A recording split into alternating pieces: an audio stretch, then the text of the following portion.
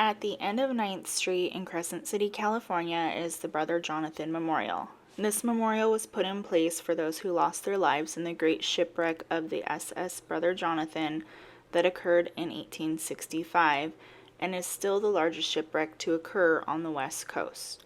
The SS Brother Jonathan was a side-wheel steamship that was carrying 244 passengers along with many other items from San Francisco to Portland, Oregon. On July 30th of 1865, the SS Brother Jonathan made its way to Portland while being extremely overloaded. Aside from the 244 passengers, it carried military supplies, mining and railroad equipment, animals, and millions of dollars in gold coins. On this summer day, a terrible windstorm had hit the area, and while the ship was rounding the northern end of Crescent City, known as Point St. George, the captain started feeling that they were not making enough progress against the gale force winds and decided the best option was to turn back and wait in Crescent City until the storm passed. Once it did, they would continue their voyage to Portland.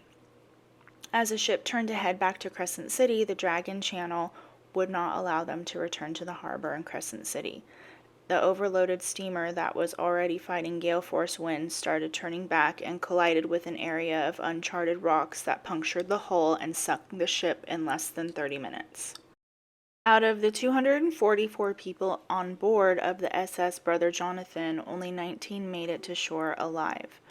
One lifeboat that carried 8 passengers and 11 crew members came to shore, and the bodies of the other passengers would wash up over the next several weeks. The Brother Jonathan Memorial Cemetery, which does not house any human remains, contains 28 names of individuals who lost their lives in the shipwreck around a flagpole at the most western end of Brother Jonathan Park, located at the end of 9th Street in Crescent City, California. There's no explanation available as to why so few names were chosen to be memorialized. It does seem that these are the family members of the few survivors that made it to shore, and maybe some of the people they knew were on board. There was no passenger manifest available, and it may be that the only copy was on board and went down with the ship. The shipwreck, however, did force new safety laws to be put into place, as well as the most expensive lighthouse in history to be built, warning all future watercraft of the Dragon Rocks at Point St. George Reef. The extremely large amount of gold coins that went down with the ship in 1865 became the focal point of various treasure hunters for well over a century. And 125 years later, an independent company finally found the SS Brother Jonathan wreckage about 2 miles off from where it was thought to have rested originally. Obviously, this was a huge discovery with all of the artifacts recovered and, of course, the hefty treasure of gold coins, so you can only imagine what happened next. There was a huge fight for it, and this fight went all the way to the Supreme Court. The U.S. started a fight with the independent treasure hunting company, claiming that the artifacts aboard were U.S. military equipment and the gold was payment to the U.S. military, so it belonged to the United States and not the company that made the discovery. Thank goodness these treasure hunters were obviously good at what they do and had the funding to take this fight all the way, because just shy of the millennium, 9 years after they had found the SS Brother Jonathan, the Supreme Court ruled in their favor. This makes sense to me, and I'm glad that this happened, because when you think about the U.S. government has unlimited funds at their disposal and they never even looked for it from what I could find. It was just the treasure hunters that did.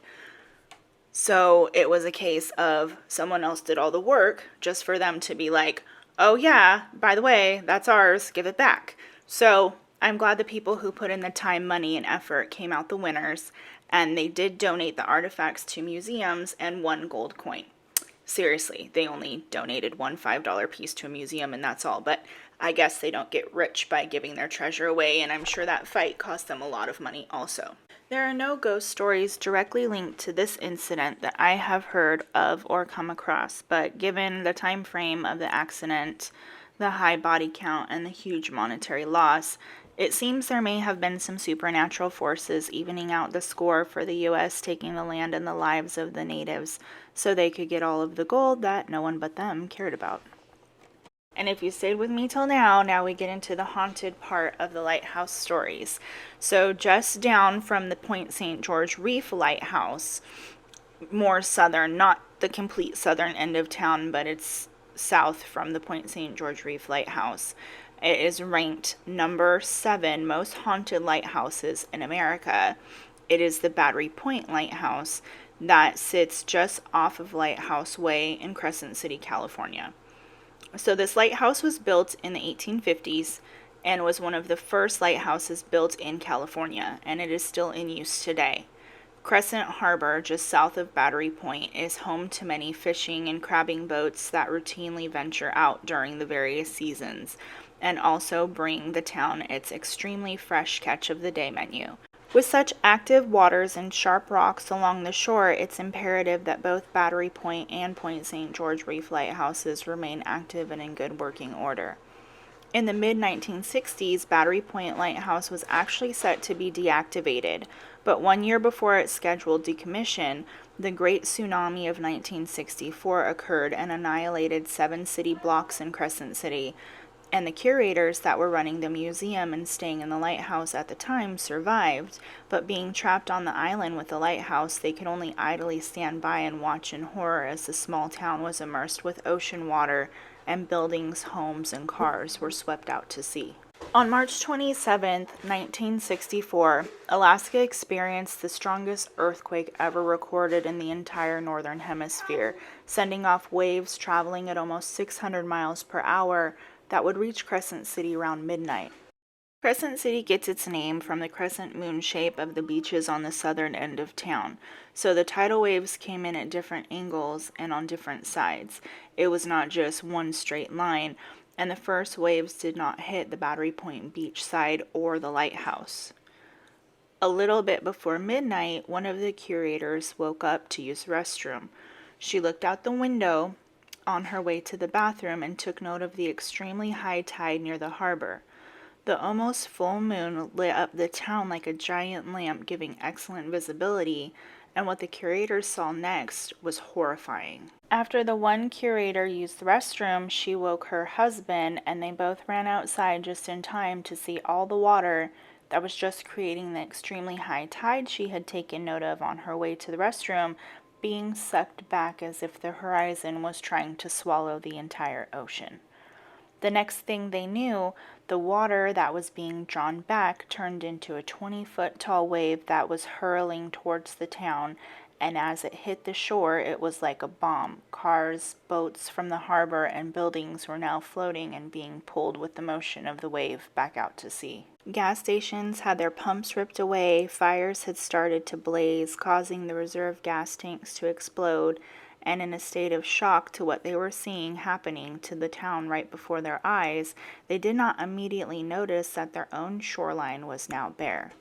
They looked down for a minute in amazement as the lack of water exposed a beautiful world of caves and basins that would have not been visible otherwise, and after a few quick seconds of awe, it dawned on them what was about to happen. All of the water that was usually around the lighthouse was now a wall speeding their way.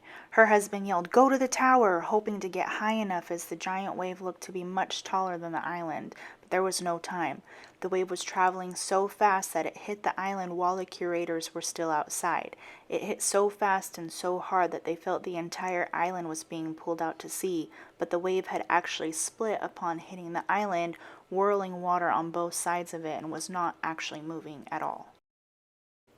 The curators were in shock seeing all of the debris floating out to sea. They were sad to see the quick destruction of the town, but also relieved that the only debris that had reached the island was one spool of thread, and they were both completely unharmed. That was not the case on land, however. The tsunami had claimed the lives of 11 people and destroyed countless structures, including 91 houses and 21 boats that were in the harbor. And even though this tragic event had taken place, the plans to decommission the lighthouse still followed through, and a simple beacon that flashed to alert boats of the shoreline took the place of the tower light. Almost 20 years later, in 1982, the tower light was lit again when it became privately operated. For the first 80 years after Battery Point Lighthouse was built, and operational, it was maintained by lighthouse keepers and their families until about the mid-1900s when the Coast Guard took over responsibility. Just shy of 20 years after the Coast Guard took over, the light would become automated, taking away the need for someone to physically make their way up to the tower to maintain it. After the light was automated, the Battery Point Lighthouse was turned into a museum by the Delnorte Historic Society, and the house portion that the lighthouse keepers had stayed in was now where the curators who maintained the museum and gave tours would stay. There's no definite story to tell us as to who exactly haunts the lighthouse or why. There are no records containing a specific event that just jumps out and you would be like, oh yeah, that was the thing, and those people are the ghosts. Due to the behaviors of the spirits that have been encountered at the Battery Point Lighthouse, it seems one of the spirits is a past keeper, as one of the most recorded phenomenon is hearing the heavy boots of somebody trudging up the tower stairs, as if the spirit is still going through the motions of maintaining the tower. Many believe the heaviness of the boots suggests it's a man, and there are a total of 3 spirits who are said to call Battery Point home. The other 2 are thought to be a woman and child, as various encounters point to a child because it is, quote, playful. This spirit will move things around, such as the curator's slippers while they slept, or other objects. The third ghost is thought to be a woman because a rocking chair will start rocking by itself, and in older times women would rock their children using rocking chairs to calm them, or they would rock to relax. Some claim to have seen the apparitions, and that is where the number comes from, and the theory that it is a man, woman, and child come from what the spirits look like. If this is the case, it would seem logical that the spirits belong to John Jeffrey, who became the lighthouse keeper at Battery Point in 1875 and served as keeper for 40 years with his wife Nellie. Nellie became the assistant keeper, and the couple had 4 children who were all raised there. One of the children, George Jeffrey, followed in his father's footsteps, becoming a lighthouse keeper himself at the Point St. George Reef Lighthouse in 1894. George Jeffreys obviously enjoyed the keeper life, and it seems fitting that his fond childhood memories at Battery Point would bring his spirit back to that location as a child to eternally play while his parents keep watch over the place that they called home for 4 decades. The Battery Point Lighthouse is a nationally known haunted structure and is still an operational lighthouse and active museum with tours available to experience the supernatural occurrences. And that's going to do it for today. I hope you enjoyed hearing the story as much as I enjoyed telling it. If you haven't already and you did enjoy the story, like, love, and make sure to check out the previous stories I have posted. Also, if you enjoyed this story or any others I have, subscribe and turn on notifications so you never miss a future installment. Feel free to share with anyone who enjoys less than well-known dark reality stories, and leave a comment or let me know if there are any stories that you would personally like me to research and cover. Have a great weekend.